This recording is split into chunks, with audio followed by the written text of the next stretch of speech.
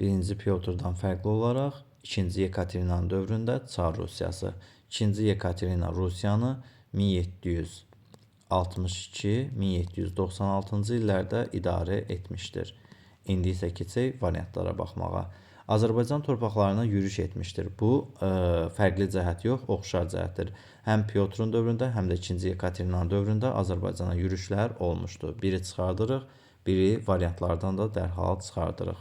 Baltik dənizi sahillərinə çıxışa nail olmuşdur. Bu, Yekaterina yox, ilk dəfə 1-ci Pyotr Şimal müharibəsindən sonra Baltik dənizinə sahillərinə çıxmağı bacarmışdır 1721-ci ildə. Ona görə 2-ni də çıxardırıq və 2-ni variantlardan da çıxardırıq. Artıq bizim düzgün cavabımız 3 və 4 olaraq görünür. Qara dənizdə üzmək hüququ qazanmışdır. Bu, Kiçik Qaynarca və Yassu sülhünə əsasən onun Qara dənizdə mövqeyi möhkəmləndirmişdir. Düzdür.